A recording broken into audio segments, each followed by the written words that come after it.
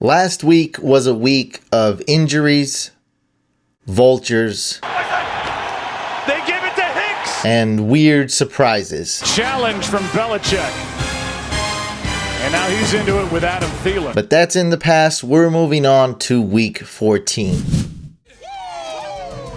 What's going on, fantasy football fans? I'm your host, Hussein the Brain, and you're watching The Couch. These are my week 14 waiver wire pickups. If it's your first time on this channel and you love the best waiver wire pickups, the best DFS advice, and the best fantasy football live streams, make sure you hit that subscribe button and also hit that bell icon so you won't miss any future videos and live streams. Now on to the waivers. So some of you made playoffs and have a bye week. A message to you guys: make sure you're logged in, make sure you're active in your league, make sure you're adding players and dropping players if necessary. What I'm trying to say is, don't just be content, don't just over celebrate right now, because your record doesn't really mean much now that it's the postseason. Don't just settle down and get that first round exit. Stay vigilant, keep the pedal to the metal all the way down, be aggressive, because if you just take a little hiatus, even if it's a 1 week hiatus and you don't log in, you're gonna go in your league and be like, what's going on? Be confident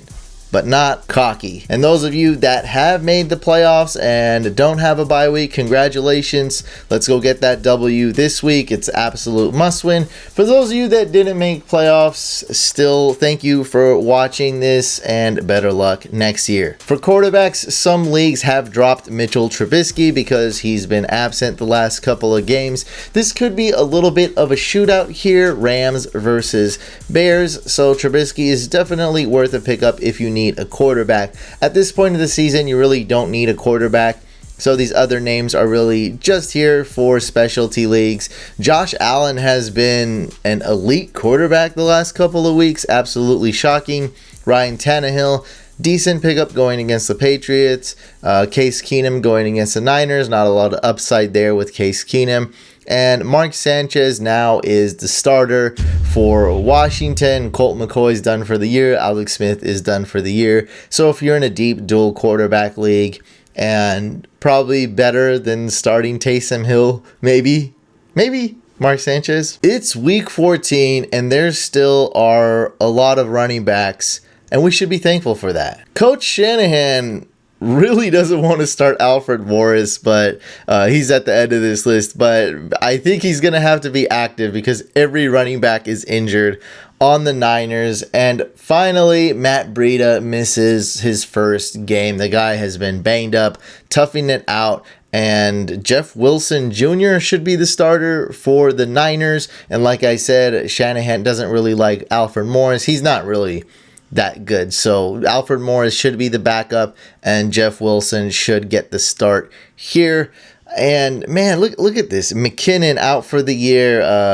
Breida is now missing time. Mostert, who was decent, he's out. So Niners have suffered a lot of injuries. Man, hopefully my Niners play better next year.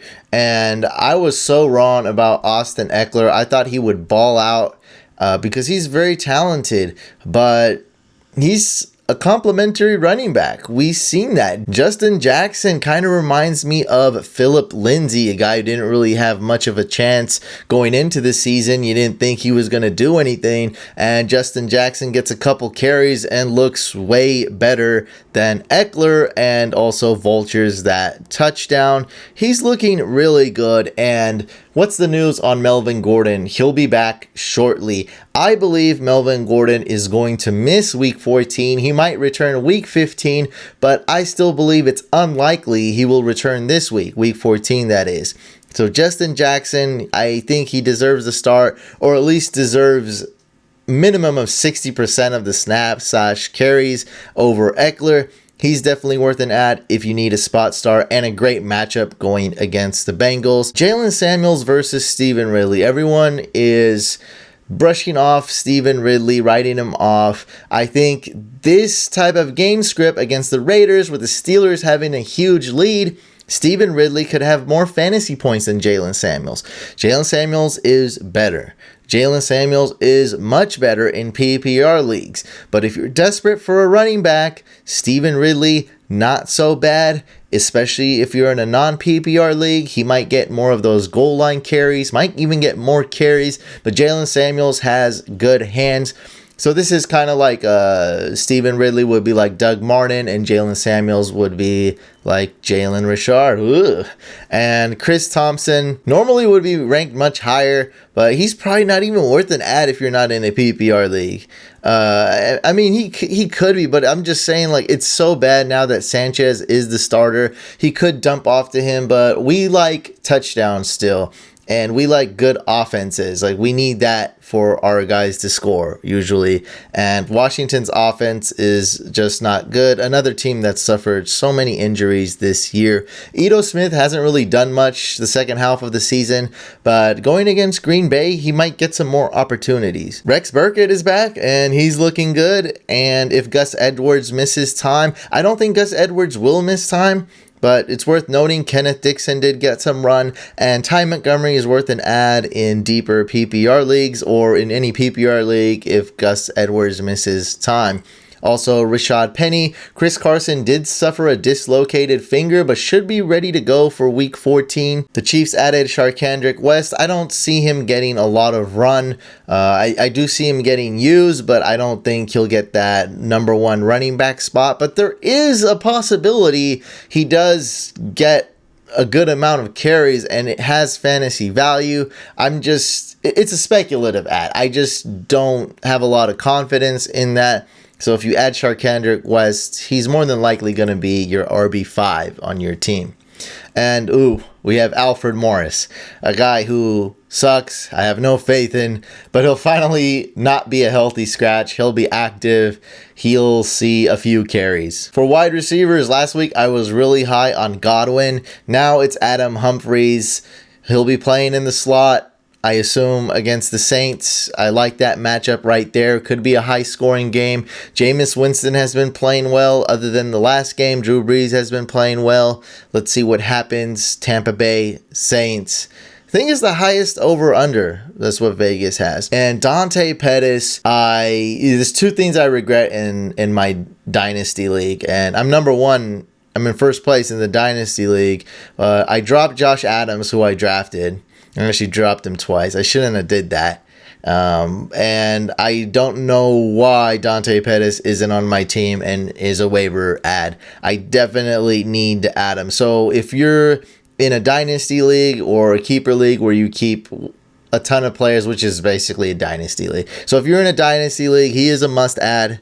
Keep him for next year. He's going to be really good next year. The sky is the limit. He's going to have a ton of upside.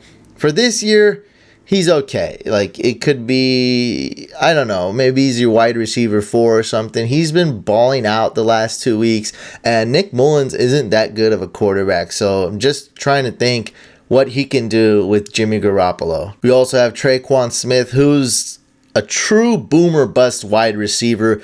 You really can't get any more boomer bust than Traquan Smith. He either has 0 points or 30 points. Devontae Parker, wouldn't you agree? Devontae Parker is the wide receiver to own on the Dolphins. For some reason, that just makes sense. The truth is, we have no idea which wide receiver is going to blow out. Maybe the Patriots destroy the Dolphins in every facet of the game, but I think Parker is the one to own. Also, Kenny Stills is okay. Danny Amendola has been injured. Let's see if he does play against the Patriots. Could be a revenge game. Bruce Ellington been getting a lot of targets, a lot of snaps for the Lions. They don't really have any players left. Taylor Gabriel, you could rank him much higher. I guess the only reason I'm not ranking the homie Turbo higher is because the Bears spread the ball a lot. A lot of receivers get the ball. Who we got? Cohen has been just amazing, especially as a receiver. Adam Shaheen is back. There's Trey Burton. There's Anthony Miller. There's A-Rob. There's so many players that we don't know who's going to do well. I have a good feeling about Taylor Gabriel. We could definitely rank him as high as Number 2, maybe even. Like, that's how high we can rank Taylor Gabriel this week. Then we have Marcel Aitman of the Raiders. Raiders have to throw the ball every game.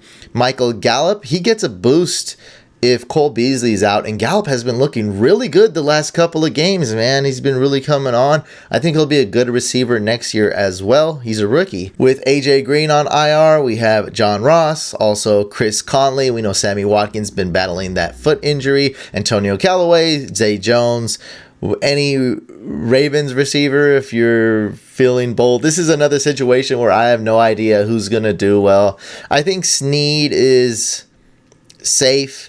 John Brown is risky, and Crabtree's probably your best bet. Going against the Chiefs, Lamar Jackson or Flacco, whatever the heck's going on over there, they're going to have to throw the ball. They're going to have to be aggressive because the Chiefs will score points.